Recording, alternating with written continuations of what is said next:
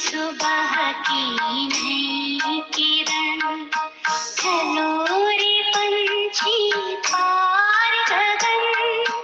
नई सुबह की नई किरण, चलो रे पंछी पार गगन। बिखरा करके किरण किरण, भुला रहा है वो प्राण धन। नई सुबह की नई किरण।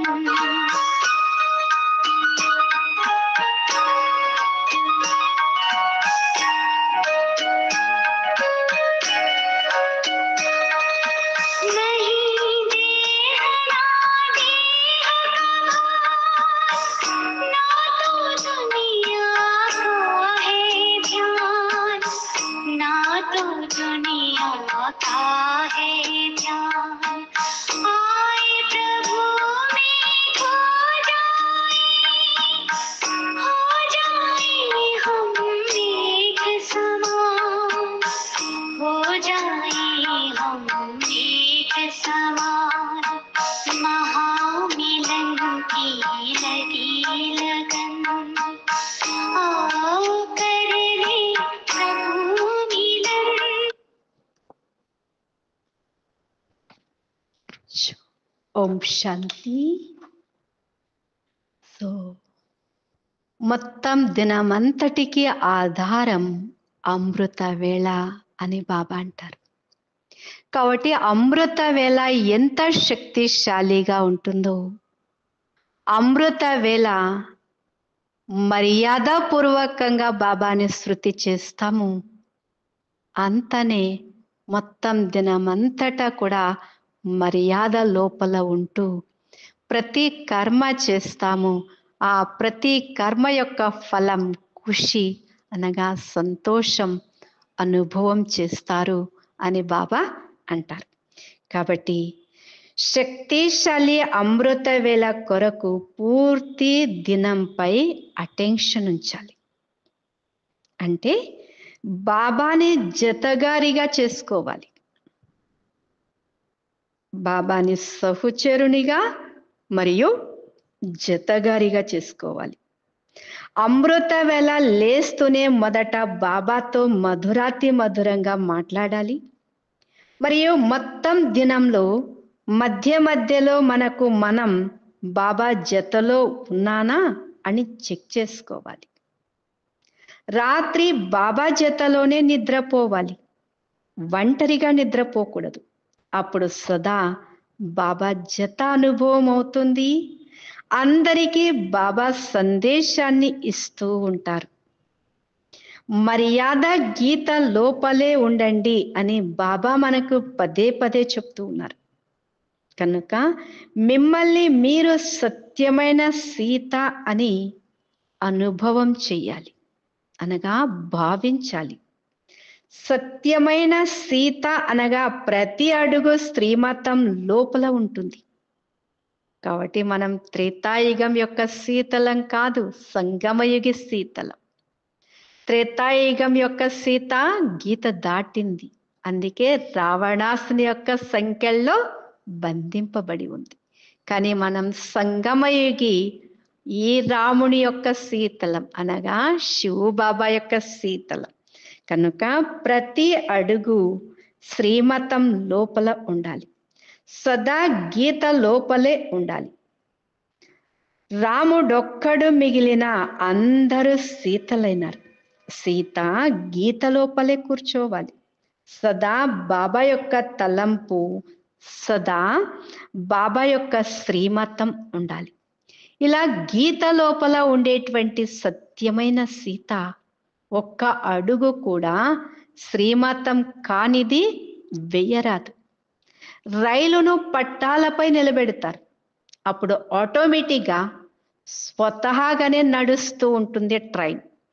అలాగే రోజు అమృత వేళ తలంపు అనే గీత పైన నిలబడండి, అనగా ఈ పట్టాలపై నిలబడండి. అమృత వేళ పునాది అయినది. అమృత వేళ సరిగ్గా ఉంటే పూర్తి దినమంతటా మంచిగా గడుస్తుంది. ప్రవృత్తిలో ఉండే వారికి విశేషంగా అమృత వేళ యొక్క పునాది పక్కాగా ఉండాలి. అప్పుడు పూర్తి దినమంతటా స్వతహాగానే బాబా నుండి సహయోగం లభిస్తూ ఉంటుంది. లౌకిక ప్రవృత్తిలో ఉంటూ కూడా సదా ఒక్క బాబా యొక్క సత్యమైన సీతలై ఉండండి. సీతకు సదా ఒక్క రాముని యొక్క తలంపు ఉండాలి. నర నరంలో శివు బాబా స్మృతి యొక్క శబ్దాలు వెలువడాలి. ఇలాంటి సత్యమైన సీతలే కదా. దీనికే చెప్తారు, వేరుగా మరియు ప్రీతిగా ఎంత ఉంటారో అంత భగవంతునికి ప్రియంగా అవుతారు.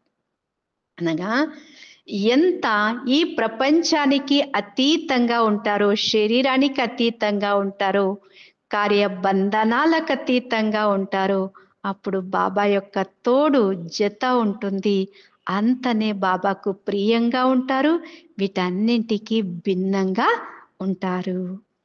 అమృత వేళ లేచినప్పటి నుండి ప్రతి కర్మ, ప్రతి సంకల్పం మరియు ప్రతి మాటలు కూడా రెగ్యులర్ ఒక మాట కూడా వ్యర్థంగా ఉండరాదు. అమృత వేళ నుండి రాత్రి వరకు బాబా ఇచ్చిన శ్రేష్ట మతం అనుసారంగా పూర్తి దినం గడుపుతున్నారా? లేచేది ఎలా, నడిచేది ఎలా ఉండాలి, ఆహారం ఎలా తీసుకోవాలి, కార్య వ్యవహారాలు ఎలా చేయాలి, అన్నింటి కొరకు శ్రేష్ట మతం లభించి ఉంది.